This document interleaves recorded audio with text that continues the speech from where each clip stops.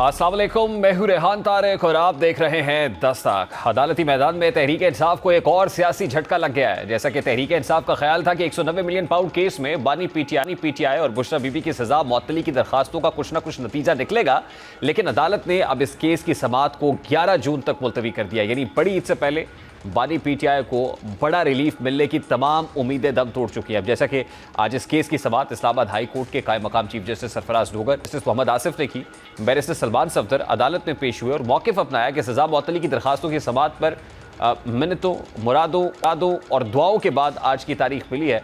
आज की तारीख हमें आसानी से नहीं मिली। दौरान समाअत नैब प्रोसिक्यूटर का कहना था कि इस अदालत का बड़ा कीमती वक्त है, आप मेरी बात सुन लें। मेरी गुजारिश है, इस केस में वफाकी हुकूमत ने स्पेशल प्रोसिक्यूटर तैनात किया था, लेकिन अभी हुकूमत ने कोई भी प्रोसिक्यूटर जनरल तैनात नहीं किया। मुझे गुज़श्ता रात इस केस का पता चला, मुझे नोटिस रात को मिला, इसलिए हमें वक्त दे दें। जिस पर बैरिस्टर सलमान सफदर ने इस्तदलाल किया कि ये बानी पीटीआई के खिलाफ स्पेशल टीम लाना चाहते हैं, लाएँ, हम घबराते नहीं। नैब प्रोसिक्यूटर ने इस्तदा की कि 4 हफ्तों का वक्त दे दें। कायम मकाम चीफ जस्टिस ने कहा कि आपने प्रोसिक्यूशन टीम का नोटिफिकेशन लेना है तो 7 दिन का वक्त ले ले। बाद अदालत ने नैब प्रोसिक्यूशन टीम को 7 दिन में नोटिफाई करने की हिदायत की, जिस पर नैब प्रोसिक्यूटर ने कहा कि हमें 14 दिन का वक्त दे दें, जिस पर बैरिस्टर सलमान सफदर ने मोहलत की मुखालिफत करते हुए मौक़िफ़ अपनाया कि फिर चाहे तो इन्हें 4 साल दे दें। बाद अदालत ने 11 जून तक नैब स्पेशल प्रोसिक्यूटर तैनात करने का हुक्म देते हुए केस की सब 11 जून तक मुलतवी कर दिए। अब तहरीक इंसाफ का इल्ज़ाम है कि नैब ने जानबूझकर केस को इल्तवा में डालने के लिए वक्त मांगा है। तहरीक इंसाफ ये सवाल उठा रही है कि जब अदालत ने केस की समाअत 5 जून को मुकर्रर की थी, नैब ने उस हिसाब से तैयारी क्यों नहीं की। वकील सलमान सफदर ने इस हवाले से क्या गुफ्तगू की, ज़रा सबसे पहले उसकी एक झलक आपके सामने रखते हैं। अब तहरीक इंसाफ के वकला हों या फिर सियासी रहनुमा, ये इल्ज़ाम लगा रहे हैं कि जानबूझकर बानी पीटीआई की रिहाई को रोकने की कोशिश की जा रही है। जैसा कि वज़ीर आला KPK अली बिन गंडापुर भी अदालती कार्रवाई पर सवाल उठा रहे हैं और कह रहे हैं कि बानी पीटीआई और बुशरा बीबी के केसेस में कुछ भी नहीं है। अब तहरीक इंसाफ ने सजा मुअत्तली की दरखास्तों पर समाअत से पहले ही इस खदशे का इजहार करना शुरू कर दिया है कि मुमकिन है इस केस की समाअत को मुलतवी कर दिया जाए। जैसा कि आज अलीमा खान का कहना था कि ईद के बाद भी इस केस की समाअत नहीं होती तो फिर बानी पीटीआई की जमानत सितंबर में चली जाएगी। अब सवाल ये है कि अलीमा खान बानी पीटीआई की जमानत का मामला सितंबर में जाने की बात क्यों कर रही हैं। तो मुमकिन है अलीमा खान का इशारा 9 मई केसेस की जानिब हो, क्योंकि सुप्रीम कोर्ट ने इंसदादी दहशतगर्दी की अदालत को 9 मई केसेस 4 माह में निपटाने का हुक्म दे दिया है और इस एतबार से देखा जाए तो सितंबर में इन केसेस से मुतालिक आम फैसले सामने आ सकते हैं। बानी पीटीआई को भी इन केसेस में मुमकिन सजा हो सकती है और उस सूरत में तो बानी पीटीआई का सितंबर में जमानत पर रिहा होना मुश्किल हो जाएगा। यही वजह है कि तहरीक इंसाफ अब एहतजाज की कॉल देने की बात कर रही है और इदारों के खिलाफ फिर से मज़ाहमती बयानियाँ बना रही है। और शायद तहरीक इंसाफ को इस बात का इदराक था कि आज पीटीआई को अदालती रिलीफ नहीं मिलेगा। अगर तहरीक इंसाफ को रिलीफ मिलने के आसार नजर आ रहे होते तो शायद बानी पीटीआई हुकूमत के खिलाफ एक नई एहतजाजी तहरीक का ऐलान ना करते। वाकिफ़ान हाल कहते हैं कि बानी पीटीआई ने रियासती इदारों के खिलाफ जारहाना अंदाज अपनाए रखा और वो ये समझते रहे कि उनका दबाव रियासती इदारों को लचक पैदा करने पर मजबूर कर देगा, लेकिन सब तदबीरें उल्टी पड़ गई हैं। बज़ाहिर ऐसा लगता है कि ये हिकमत अमली उल्टा बानी पीटीआई के लिए नुकसानदेह साबित हुई और उन्हें शदीद मुश्किलात का सामना करना पड़ा है और करना पड़ सकता है। इस वक्त सीनियर तजज़ियाकार मोहसिन बेग साहब ने हमारे मामले पर से बात करते हैं। अस्सलाम वालेकुम मोहसिन बेग साहब, बहुत बहुत शुक्रिया आपके वक्त के लिए। 5 जून की बहुत बाज़गाह सुनाई दे रही थी। कुछ लोग तो यहाँ तक इवन मुबस्सरीन तक ये कह रहे थे कि शायद बानी पीटीआई को रिहाई मिल जाएगी और कोई बैकडोर बात चल रही है, कोई बैकडोर बात हो रही है, मुज़ाकरात हो रहे हैं। पाकिस्तान तहरीक इंसाफ के अंदर से भी ऐसी आवाज़ें आ रही थी और फिर बाहर से भी लोग ये कर रहे थे, लेकिन जो होना था वो तो हो गया। इसका मतलब ये है सर कि ये सिर्फ एक कॉन्स्पिरेसी थी जो की जा रही थी और अल्टीमेटली जिस रविश पर है इस वक्त तहरीक इंसाफ या बानी पीटीआई जो रियासत मुखालिफ बयानिया है वो इसी तरह चलता रहा है तो फिर लंबा ही अंदर है बानी पीटीआई। बहुत शुक्रिया। बेसिकली जो इन्होंने कहा कि जी कोई बैकडोर मुज़ाकरात हैं, उसको तो मैं बिल्कुल समझता हूँ कि ऐसी कोई बात है ही नहीं, शुरू दिन से नहीं है। और रहेगी बात कि आपने जैसे कहा कि ये लोग शायद बानी ये समझता है कि मैं प्रेशर डाल के अदलिया के ऊपर और हमारे जो गवर्नमेंट के इदारे हैं या सरकार है या इस्टेब्लिशमेंट है उनको अंडर प्रेशर ला सकता हूँ। तो वो इन्होंने बहुत बार ट्राई किया। ये इनकी टेक्निक बहुत पुरानी है कि आप सोशल मीडिया के ज़रिए अपने बयानात के ज़रिए ऐसे बयानात दें कि अदारे जो हैं वो थोड़ा सा खौफजदा हों। अदलिया पिछले दौर में इनके खासी इनसे खौफजदा भी रही उन बयानात की वजह से, और फिर इन्होंने मनूवर भी बहुत किया। और वो आपको याद होगा गुट्टू CEO वाला, इनको जुडिशरी उस टाइप की चाहिए जहां इनको एक्स्ट्रा ऑर्डिनरी जो है वो रिलीफ मिलता रहा।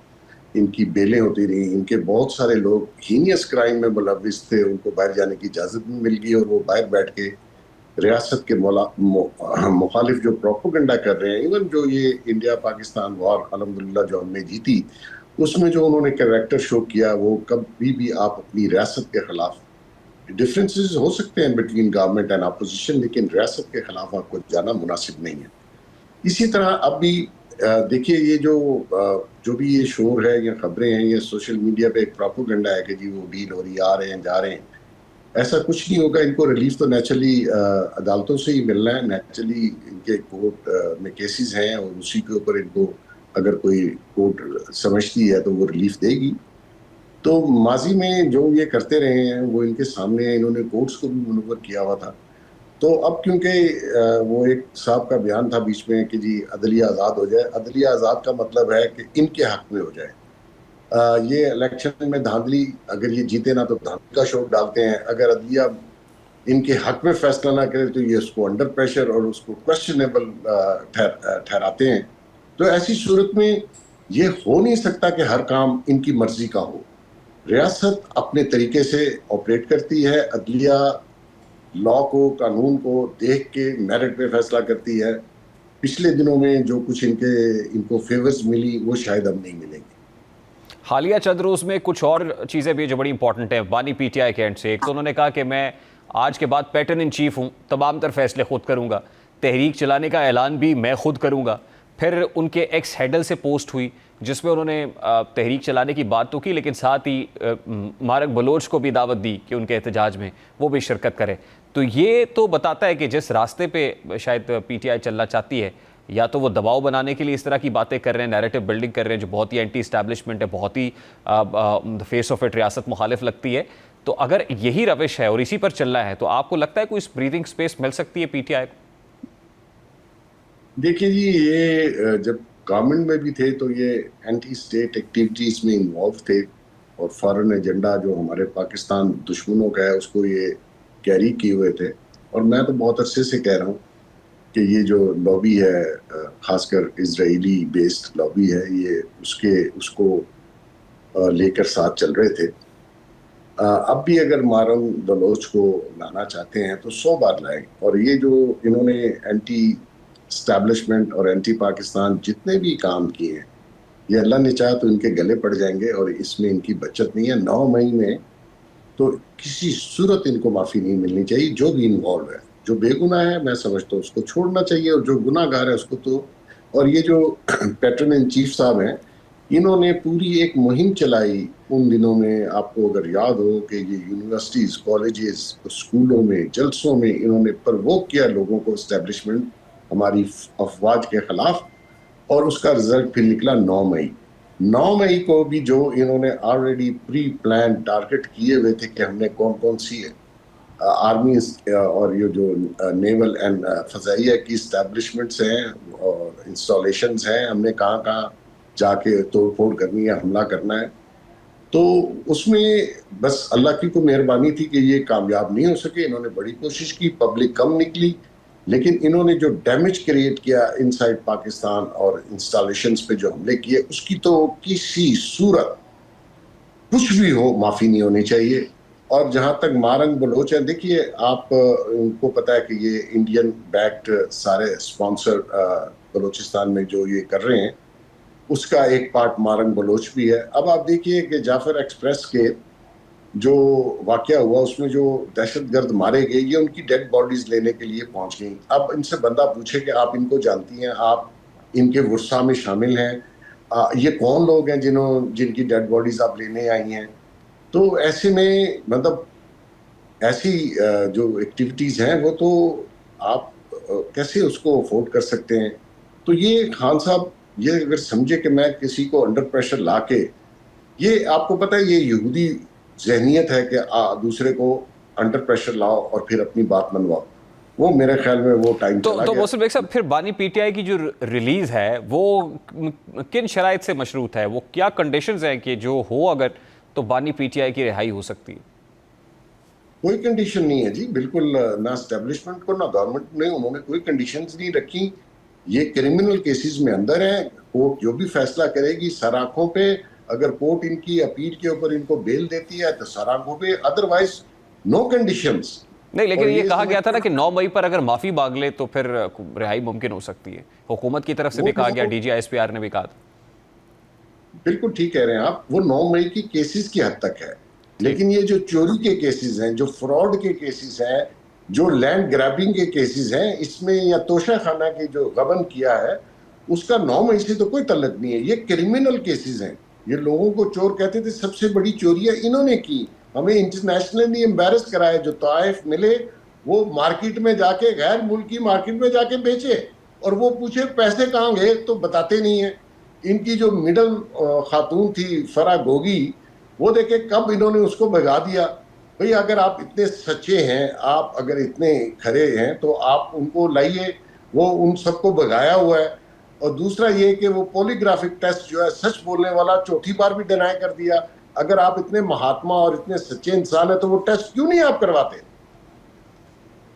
ठीक, मौसम बेग साहब, दो चीज़ें बड़ी इंपॉर्टेंट है आने वाले दिनों में। एक तो मखसूस नशस्तों का केस है पाकिस्तान तहरीक इंसाफ का, और फिर 9 मई के केसेस से मुतालिक भी 4 महीने का वक्त दिया हुआ है, वो भी अप्रोच हो रहा है सितंबर में। तो आप क्या देख रहे हैं कि ये जो दो केसेस हैं, ये भी यानी एक तरफ तो मखसूस नशस्तें जो है हाथ से जाएंगी, पार्लियामान के अंदर गिरफ्त कमज़ोर पड़ सकती है, और दूसरा 9 मई के केसेस है, इस पर शिकंजा सख्त हो सकता है। और फिर आपके पास इनसाइडर क्या है, क्योंकि जनरल फैज़ हमीद के हवाले से भी ज़ाहिर है उनका भी कोर्ट मार्शल और ये सब चीज़ें, तो आपको लग रहा है कि बैक टू बैक ये दो इंपॉर्टेंट इवेंट्स हैं, ये होंगे? देखिए रेहान, आप फैज हमीद साहब से शुरू कर लेते हैं। देखिए, उन्होंने जितने भी क्राइम किए हैं, वो कुछ क्राइम जो है उन्होंने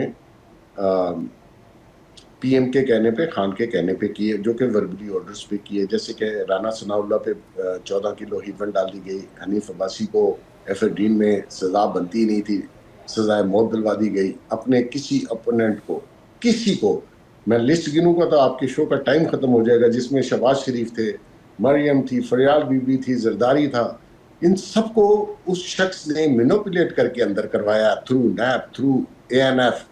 ठीक है जी। तो उसमें उनका तो ट्रायल कंप्लीट हो चुका हुआ है। उसमें नेचुरली 200 के करीब लोग हैं, जिसमें कुछ सिविलियंस हैं और कुछ आर्मी ऑफिसर्स हैं। वो कंक्लूड है, और वो अगर कहते हैं कि ये क्राइम, मैंने कुछ क्राइम जो है वो मैंने पीएम के कहने पे किए, तो नेचुरली ये भी उस ट्रायल में आएंगे। और जो 9 मई के केसेस हैं उसमें तो देखिए, माफी नहीं होनी चाहिए। एविडेंस इनके सोशल मीडिया, इन्होंने अपलोड की फुटेज, तो उसमें तो कोई बचत नहीं होनी चाहिए। रह गया जो रिजर्व सीट्स हैं, नेचुरली पीटीआई ने ना तो इलेक्शन पीटीआई निशान पे लड़ा है, ना एज ए जमात लड़ा है। अब वो बीच में वो दूसरे अहले सुन्नत वल जमात को ले आए हैं, तो नेचुरली उनके भी वो आजाद लोग थे, तो आजाद ऐसे तो नहीं हो सकता बल्क में किसी तरफ चले जाए रिजर्व सीट्स। तो रिजर्व सीट उसी को मिलेंगी जिसने, जिस पे निशान पे इलेक्शन लड़ा, जिस पार्टी ने। यानी गुंजाइश कोई नहीं है, ब्रीदिंग स्पेस कोई नहीं है। आने वाले दिनों में मजीद उफ्ताद गिरेगी। मोहसिन बेग साहब, I have to take a very quick short break here. बहुत बहुत शुक्रिया आपके वक्त के लिए। सीनियर तज्जियाकार मोहसिन बेग साहब हमारे साथ मौजूद थे, और जाहिर है बहुत सारी चीज़ों के ऊपर जो भी ऑन गोइंग है और प्रेडिक्ट किया जा सकता है, इसको एक्स्ट्रापोलेट करते हुए कि पाकिस्तान तहरीक इंसाफ और बानी पीटीआई के साथ होने क्या जा रहा है। एक ब्रेक लेते हैं, ब्रेक के बाद वापस आएंगे, गुफ्तगू को कंटिन्यू करेंगे हमारे साथ।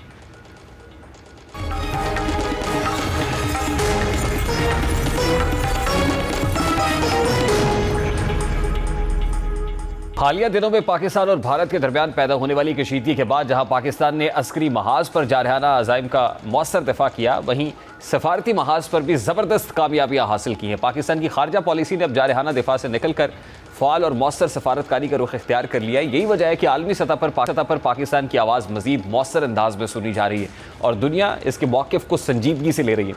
वज़ीर आज़म शहबाज शरीफ का फील्ड मार्शल आसिम मुनीर के हमरा सऊदी अरब का मुश्तरका दौरा इसी सिफारती मुहिम का तसलसल है, जिसका मकसद न सिर्फ खित्ते के अहम इत्तेहादी मुल्क के साथ ताल्लुकात को मज़ीद मुस्तहकम करना है, बल्कि मौजूदा तनाव के माहौल में पाकिस्तान के मौक़िफ़ के लिए हमायत हासिल करना भी है। ये दौरा न सिर्फ दो तरफ़ा इक़्तिसादी ताल्लुकात को फ़रोग़ देगा, बल्कि इससे आलमी सतह पर पाकिस्तान के सिफारती किरदार को भी तक़वियत मिलेगी। इसी दौरान वज़ीर ख़ारजा बिलावल भुट्टो ज़रदारी की अक़वाम मुत्तहिदा में मुतहर्रिक सफारतकारी भी खासी तवज्जो हासिल कर रही है। बिलावल भुट्टो न सिर्फ अमरीका में मुसलसल आलमी रहनुमाओं से मुलाकातें कर रहे हैं, बल्कि मुख्तलिफ प्लेटफॉर्म्स पर भारत की हालिया जारहियत और इंसानी हकूक़ की खिलाफ वर्जियों को भी उजागर कर रहा है। उनकी सरबराही में मौजूद पाकिस्तानी वफ्द की सफारती काविशों को बैनुल-अक़वामी मीडिया और सफारती हलकों में सराहा जा रहा है। उनकी मुतहर्रिक क़यादत और मौसर गुफ्तगू ने दुनिया को बावर कराया कि पाकिस्तान न सिर्फ खित्ते में अमन का दाई है बल्कि आलमी कानून और अक़वाम मुत्तहिदा के उसूलों का भी एहतराम करता है। दूसरी जानिब भारतीय सफारतकारी को शदीद धचका लगा है। मुख्तलिफ भारतीय पार्लिमानी वफूद जो दुनिया भर में अपने बयानियों को फैलाने के लिए सरगर्म थे, अपनी सफारती कोशिशों में नाकामी का सामना कर रहे हैं। ख़ास तौर पर मलेशिया के दौरे से वापस आने वाले भारतीय वफ़द ने एक इंटरव्यू में खुद इस बात का एतराफ़ किया है कि वो अपने मकसद में कामयाब नहीं हो सके, जबकि उनके मौक़िफ़ को आलमी हमायत भी नहीं मिली है। ये भी हकीकत है कि भारतीय वफ़द गैर संजीदगी और मस्तियों में मसरूफ़ दिखाई दिए। इस हवाले से एक क्लिप आपके साथ शेयर करते हैं। भारत की आबी जारहियत पर आज ही वज़ीर दिफ़ा ख्वाजा आसिफ ने शिमला पैक्ट का हवाला भी दिया है कि उसका स्टेटस क्या है। ज़रा ख्वाजा आसिफ साहब को भी सुनते हैं। इस वक्त सीनियर तज़कियाकार अब्दुल्ला गुल साहब ने हमें ज्वाइन किया। अस्सलाम वालेकुम अब्दुल्ला गुल साहब, बहुत बहुत शुक्रिया आपके वक्त के लिए। ख्वाजा आसिफ साहब को आपने सुना है, उससे पहले ज़ाहिर सफारती कोशिशें पाकिस्तानी वफ्द कर रहा है अक़वाम मुत्तहिदा के प्लेटफॉर्म पर, और फिर दूसरी तरफ फील्ड मार्शल आसिम मुनीर साहब और वज़ीर आज़म शहबाज शरीफ साहब दौरा सऊदी अरब पे हैं। मुश्तरका कोशिशें और काविशें हो रही है। ये मुश्तरका दौरा है फील्ड मार्शल और प्राइम मिनिस्टर ऑफ पाकिस्तान का। तो डिप्लोमेटिक फ्रंट पर पाक भारत स्टैंड ऑफ पे जो अभी तक पाकिस्तान ने अचीव किया है, मैं चाहता हूँ ज़रा उस पर रोशनी डालिएगा, और दूसरी तरफ भारत जो कर रहा है उसकी एक हल्की सी झलक भी हमने आपके सामने रखी।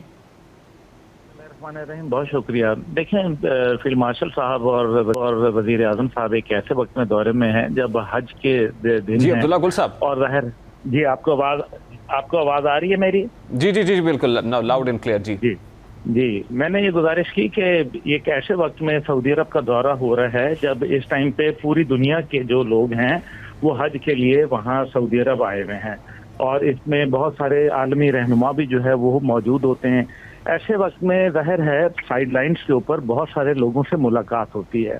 तो ये एक मेरे ख्याल में बहुत अहमियत का दौरा है, और इसमें वो हज का फरीज़ा भी गालिबन अदा कर रहे हैं, और साथ ही साथ जो है आलमी जो दुनिया के वहाँ लीडरशिप है उनसे भी मुलाकात करेंगे।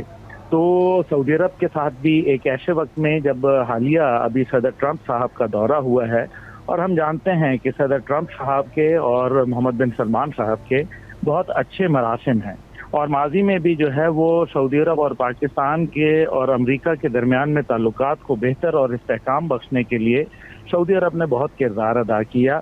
और बहरहाल दूसरी जानिब जो है वो बिलावल भुट्टो साहब हैं, बिलावल भुट्टो साहब हैं या तारिक फातमी साहब हैं, ये दोनों जो हैं एक रूस के दौरे पे और एक जो है मगरिब के दौरे के ऊपर गए हैं। लेकिन इसके अंदर अहमियत इस बात की है कि क्या बिलावल साहब ने या तारिक फातमी साहब ने माजी में जो बातें कही थी उनसे कोई हट के बातें कही हैं? तो ऐसी बात तो नहीं है। माजी में भी पाकिस्तान अपने मौक़िफ़ के ऊपर कायम था, वो भारत की दहशतगर्दी को और उसको जो दरपेश मसाइल हैं पाकिस्तान के वो हम बता चुके। इसके लिए 151 पेज का हमने डोजियर भी यूनाइटेड नेशन में जमा कराया। नवाज शरीफ साहब की हुकूमत थी तब, लेकिन उन सब का क्या बना?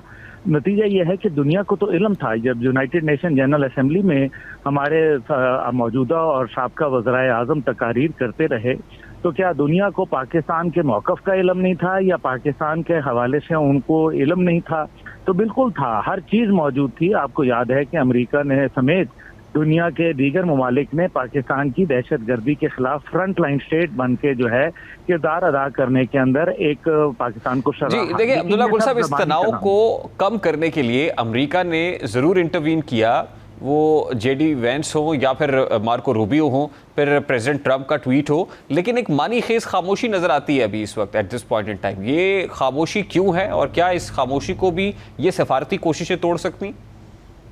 देखें, मैं समझता हूं कि सफारत पाकिस्तान को आज इसलिए दुनिया में इज्जत मिल रही है, हमारे सफारतकारों को भी, क्योंकि हमने मैदान जंग में अल्हम्दुलिल्लाह अपनी ताकत का लोहा मनवाया, और भारत को जो कि एक नेट सिक्योरिटी प्रोवाइडर के तौर पर यहाँ इस इंडो पैसिफिक रीजन के अंदर समझा जा रहा था, उसका वो ख्वाब दिखना चूर हुआ। तो जाहिर है एक शिफ्ट ऑफ पॉलिसी जो है अमेरिका में देखी गई है। लेकिन सकता ये भी है क्योंकि भारत के पास वसाइल हैं, उसने अपना दिफाई बजट जो है मजीद बढ़ाने का भी इंडिया दे दिया है, ऐलान कर दिया हुआ है। तो जाहिर है अमेरिका एक बहुत बड़ा जो है डिफेंस प्रोडक्शन की मार्केट है, और उनकी ये ख्वाहिश भी है। माजी में वो बाकायदा जो है वो आपको याद है मोदी जब वहाँ गए थे इंडिया अमेरिका, तो ट्रंप साहब ने F-35 बेचने का और उनको थॉट मिसाइल्स बेचने का जो है वो जिक्र भी किया था। अब अमेरिका ये चाहेगा कि जो भारत जो है उसके ऊपर दबाव, जिस तरह से टेस्ला को और एप्पल को मना किया गया अपनी इंडस्ट्री वहां कायम करने के लिए, तो ये भी एक टैक्टिक्स हो सकते हैं जिसके लिए हमें जो है वो अवेयर रहना पड़ेगा। लेकिन साथ ही साथ जो है आप ये देखें कि हमें जो सलामती कौंसिल के अंदर जिस तरीके से इंसदाद दहशतगर्दी के ऊपर जो चेयर है उसके ऊपर को चेयरमैनशिप मिली है, ये भी पाकिस्तान की एक सिफारती कामयाबी है। तो बुनियादी तौर पे जो जवाब है वो यही है कि हमने जिस तरह से जंगी मैदान में कामयाबी हासिल की है, ये ज्यादा देर कायम नहीं रहेगी। उसकी वजह यह है कि दुनिया में और वाकयात पैदा हो जाएंगे, तो it is a very short opening. हम इस ओपनिंग का फायदा उठाते हुए अपने जो सिफारती मुहाज है उसको मजबूत करें, उसके अंदर मजीद जारियाना रवैया इख्तियार करें, एग्रेसिव हो जाएं और मजीद उसको पॉजिटिवली लोगों के सामने लेके आएं, ताकि हम मीनिंगफुल एक जो अंडरस्टैंडिंग है अमेरिका समेत दीगर ममालिक के साथ वो हम कायम करें और भारत को इस रीजन के अंदर जो है ये साबित कर दें कि भारत एक नाकाम रियासत है और दहशत गर्दों की आमाजगाह बन रही है, और ऐसे दहशत गर्दों की जिनको उसके भारत के अलावा भी दीगर ममालिक में एक्सपोर्ट किया जाता है। मेरे ख्याल में अगर हम ये करने में कामयाब हुए तो ये हमारे लिए एक बहुत बड़ी कामयाबी होगी। पाकिस्तान की मौजूदा जो अस्करी कामयाबी है उसको हमने अब सिफारती और सियासी कामयाबी में और मुआशी कामयाबी में कन्वर्ट करना है। बहुत बहुत शुक्रिया अब्दुल्ला गुल साहब हमारे साथ मौजूद थे। और जाहिर है वॉर डोमेन में हासिल हुई को अब सिफारती कामयाबी के अंदर कन्वर्ट करना, और उसके लिए कोशिशें जारी है जिसको अभी तक सेलिब्रेट भी किया जा रहा है और इस को एज एन अचीवमेंट भी देखा जा रहा है। एक ब्रेक लेंगे, ब्रेक के बाद वापस आएंगे, एक बड़ी इंपॉर्टेंट और इंटरेस्टिंग स्टोरी आपके साथ शेयर करेंगे इस ब्रेक के बाद। हमारे साथ ही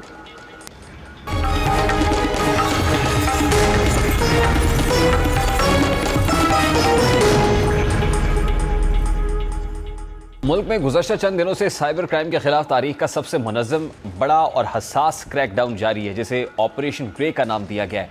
इस ऑपरेशन को national cyber crime investigation agency की ज़ेरे निगरानी अंजाम दिया जा रहा है और इसकी क़यादत एडिशनल डायरेक्टर ऑपरेशन आमिर नज़ीर के पास है। इस कार्रवाई का मरकज़ पंजाब को बनाया गया है, जहाँ से संगीन नौयत के फ्रॉड नेटवर्क, ये जो फ्रॉडुलेंट नेटवर्क्स हैं वो काम कर रहे हैं।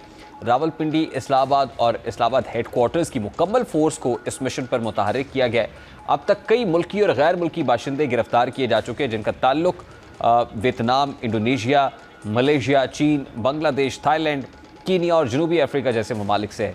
इन गिरफ्तारियों से वाज़े होता है कि पाकिस्तान में सरगर्म ये नेटवर्क सिर्फ मकामी नहीं बल्कि आलमी सतह पर मुंसलिक जराइम पेशा गिरोहों का हिस्सा है। इस ऑपरेशन की हसास नौयत का अंदाज़ा इस बात से लगाया जा सकता है कि हर पेशरफ्त की बराह रास्त रिपोर्टिंग वज़ीर दाखिला मोहसिन नकवी और वज़ीर आज़म शहबाज शरीफ को की जा रही है। इससे हुकूमत की संजीदगी और कौमी सलामती के हवाले से इस मामले की अहमियत का बखूबी अंदाज़ा होता है। अब तक गिरफ्तार होने वाले मुल्ज़िमान के कब्ज़े से बरामद होने वाली अशिया में न सिर्फ बड़ी तादाद में गैर मुल्की करेंसी शामिल है बल्कि बिटकॉइंस और दीगर क्रिप्टो करेंसी वॉलेट्स भी पकड़े गए हैं, जिनकी मजमूई मालियत 5 करोड़ रुपए से तजावुज़ कर चुकी है। ये पहला मौका है कि कानून नाफिज करने वाले इदारों ने साइबर फ्रॉड के इस कदर पेचीदा माली निज़ाम को बराह रास्त बेनकाब किया है, जिसमें क्रिप्टो करेंसी का इस्तेमाल आलमी सतह पर मुजरिमाना सरगर्मियों को फ़रोग़ देने के लिए किया जा रहा है। इस वक्त ज़ैन कुरैशी जो साइबर क्राइम लॉ एक्सपर्ट हैं हमारे साथ मौजूद है, इस बारे में मज़ीद उनसे बात करते हैं। अस्सलाम वालेकुम ज़ैन कुरैशी साहब, बहुत बहुत शुक्रिया आपके वक्त के लिए। ये हमने देखा है कि कुछ स्कैमर्स बड़ी तेज़ी से इनकी मशरूम ग्रोथ हुई है मुल्क के अंदर। कॉल सेंटर्स ऐसे काम कर रहे हैं जहाँ से कॉल्स आती हैं, कुछ ऐसे ल्यूक्रेटिव किस्म के पैकेजेस ऑफर किए जाते हैं और अल्टीमेटली पता चलता है कि आपने अपना कोई क्रेडिट कार्ड नंबर या डेबिट कार्ड नंबर शेयर किया और फिर आपने जो पैसे थे लुटा बैठे। ना सिर्फ वो जो अवेलेबल थे बल्कि फ्यूचर के अंदर भी वो इसको यूज़ करते हैं। ये सबसे पहले तो मुझे बताइएगा, ये ज़ाहिर है ये बड़ा कम्प्लेक्स नौयत के क्राइम्स है जिसमें अब तो डिजिटल करेंसी भी आ गई है, बिटकॉइंस और ये सब चीज़ें बरामद हो रही हैं। How do they operate? Zain Qureshi साहब, आपका एक्सपीरियंस क्या है?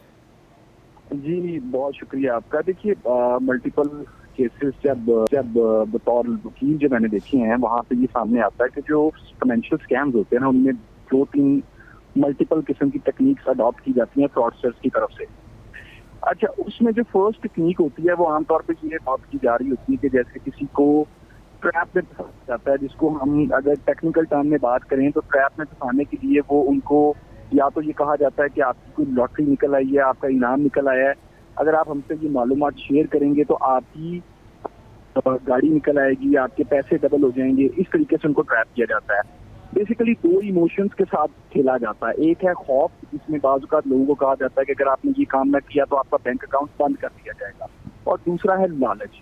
लालच में उनको ये कहा जाता है कि जी अगर आप हमें किसी स्कीम में इन्वेस्ट करेंगे, या आप अगर ये एम्प्लॉयमेंट करना चाहते हैं उसके लिए पहले पैसे इन्वेस्ट करें, या फिर अगर आप लेट्स सपोज के अपने जो आपको पिन रिसीव हुआ है वो आप हमसे शेयर करेंगे तो उससे आपको ये फायदा हो जाएगा, या वो आप किसी जिसमें आपको ट्रैप करने के लिए मुख्तलिफ किस्म के डिफरेंट टेक्निक्स बताएंगे, जिसमें आमतौर पे होता क्या है कि लोग लालच की वजह से फंस जाते हैं। और जो फियर होता है उसमें आमतौर पे जैसे बैंक अकाउंट बंद करने का खौफ दे दिया जाता है, या फिर ये कह दिया जाता है कि आपके कार्ड ब्लॉक हो जाएंगे अगर आपने ये मालूमात शेयर ना की। इसी तरीके से ये भी कहा जाता है कि अगर आप जो है आपने ये पैसे ट्रांसफर ना किए तो आपका बेटा जो है वो बाज़ औक़ात वो इंपर्सोनेट कर रहे होते हैं, वो कहते हैं जी वो अरेस्ट हो चुका है, अगर आप उसको छुड़वाना चाहते हैं तो ये पैसे ट्रांसफर कर दें। तो ये डिफरेंट किस्म की जो टेक्निक्स हैं ये फ्रॉडस्टर्स की तरफ से अपनाई जाती है। इसमें जो बुनियादी चीज़ है, बुनियादी जो मालूमात है लोगों के लिए, वो ये है कि आपने सेल्फ अवेयर रहना है। किसी से अपनी मालूमात मत शेयर करें, किसी से अपना डाटा मत शेयर करें, किसी किस्म के लालच में ना आए, कोई कोड कोई पिन जो आपके पास है वो किसी से शेयर मत करें। और ये इस तरह के क्राइम में बचने के लिए जो best of the best technique है ना, वो यही है कि आप अपने आप को खुद सेल्फ अवेयर इतना करें कि आपसे भी क्राइम कमिट ना हो। ठीक, ज़ैन कुरैशी साहब ये बात मुनासिब है, बिल्कुल सेल्फ अवेयरनेस बड़ी इंपॉर्टेंट है। और दूसरी तरफ रियासत जो कर रही है, ज़ाहिर है इनके गिर्द घेरा तंग करना भी बहुत इंपॉर्टेंट है, क्योंकि आप साइबर क्राइम लॉ को देखते हैं तो अगर किसी के साथ ऐसा होता है तो फिर डिस्पेंसेशन ऑफ जस्टिस या वो ऐसा कौन सा प्लेटफॉर्म है, कौन सा फोरम है जिससे वो रुजू कर सकता है, जहां उसकी दादरसी हो सकती है? देखिए, साइबर क्राइम के हवाले से अभी रिसेंटली एक लॉ पास हुआ है, that is prevention of electronic crimes amended act 2025। इससे पहले ये prevention of electronic crimes act 2016 था। अब इस लॉ के जो इन्वेस्टिगेशन की जो पावर है वो, या जो इख्तियार है वो NCCIA के पास है। और इसी अगर कोई शख्स उसका विक्टिम है तो उसको ये चाहिए कि वो एक एप्लीकेशन जो है वो बनाए और वो मुतलका फॉरम जो NCCIA है वहाँ पे उस एप्लीकेशन को फाइल करे, जो भी उनके मुतलका शहर में अवेलेबल है। इसके साथ साथ जो इम्पोर्टेंट चीज़ है, जो आम तौर पे लॉयर, मैंने अक्सर लोगों को ये देखा है कि जब किसी के साथ फाइनेंशियल फ्रॉड होता है ना, तो वो बाज़ औक़ात क्या होता है कि अगर लेट्स सपोज किसी का 10,000 चला गया या 15,000 चला गया, तो never ever care about the money के ये बहुत थोड़े पैसे दिए हैं। हमेशा अपने क्राइम को रिपोर्ट करें और इस इंटेंशन के नहीं, साथ। लेकिन ज़ैन कुरैशी साहब एक मसला और भी तो है ना कि रिपोर्ट तो करते हैं लेकिन वहाँ पे बैकलॉग इतना ज्यादा होता है कि टाइम उनकी बारी नहीं आती। देखिए, बात इसमें गुजारिश ये है कि मैं इसमें एक चीज ऐड करना चाहता हूँ, वो ये है कि अवेयरनेस की कमी है। अवेयरनेस ये है कि बहुत सारे लोग ऐसे हैं जैसे जिनको साइबर क्राइम के बारे में नहीं पता। मैं बहुत सारे कॉलेजेस में भी लेक्चर्स के लिए जाता हूँ, यूनिवर्सिटीज में भी लेक्चर्स के लिए जाता हूँ, तो जो बेसिक मीनिंग है कि व्हाट इज साइबर क्राइम, हमें इसके बारे में अवेयरनेस पैदा करनी पड़ेगी कि और and how to report it and where to report it. ये बड़ी इंपॉर्टेंट मालूमात हैं। ये हर स्टूडेंट के पेरेंट्स को, टीचर्स को, स्कूल लेवल से हमें अवेयरनेस जो है वो स्टार्ट करनी पड़ेगी। और मेरा ख्याल है इसमें एक और बुनियादी पॉइंट भी है, मैं वो भी इसमें साथ बताता चलूं कि देखिए, आपको जब अवेयरनेस होगी ना कि वेयर टू रिपोर्ट इट, तो मेरा ख्याल है कि आपका 70% इशू रिजॉल्व हो जाएगा। होता क्या है कि जब किसी के साथ कोई क्राइम कमिट होता है उसको आमतौर पर जुरिस्डिक्शन का नहीं पता होता, तो मेरा ख्याल है इसके ऊपर मैसिव लेवल पे सोशल मीडिया अवेयरनेस और इलेक्ट्रॉनिक मीडिया पे अवेयरनेस होनी बहुत जरूरी है। ठीक, ज़ैन कुरैशी साहब, I have to take a very quick short break here. बहुत बहुत शुक्रिया आपके वक्त के लिए। एक ब्रेक लेते हैं, ब्रेक के बाद वापस आते हैं।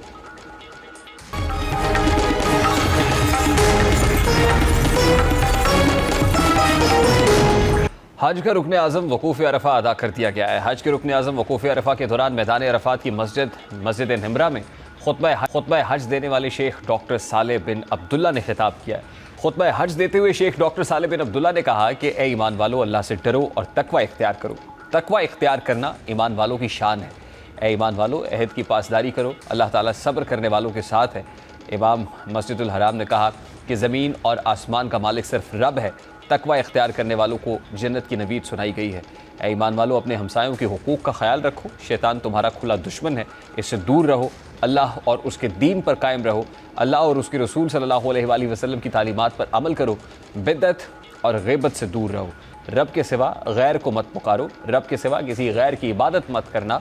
नबी करीम सल्लल्लाहु अलैहि वसल्लम की अल्लाह ताला के आखिरी रसूल शेख डॉक्टर सालेह बिन अब्दुल्ला तकवा से मुताल्लिक बयान कर रहे थे, और क्या कह रहे थे ज़रा उसकी एक झलक आपके सामने रखना। मस्जिद हराम के इमाम शेख ने खुतबा हज में फ़लस्तीन के हक़ में भी दुआ की, अल्लाह फ़लस्तीन के भाइयों की मदद फरमा, उनके शहदा को माफ़ फरमा और ज़ख्मियों को शिफा दे और उनके दुश्मनों को तबाह बर्बाद कर दे। अब शेख डॉक्टर सालेह बिन अब्दुल्ला ने अपने खिताब में इस्लाम की बुनियादी अखलाकी और रूहानी उसूलों की नहायत जामे अंदाज में निशानदेही की है। इस खुतबे का मरकज़ी नुक्ता तकवा था, जो इस्लामी तरबियत का बुनियादी सतून है। अल्लाह रब्बुल इज़्ज़त से दुआ है वो तकवा इख्तियार करने की तौफीक अता फरमाए। प्रोग्राम के वक्त अपने इख्तिताम को पहुँचे, आपसे मुलाकात होगी इंशाअल्लाह। कल अपना रखिए ख्याल। अल्लाह हाफ़िज़।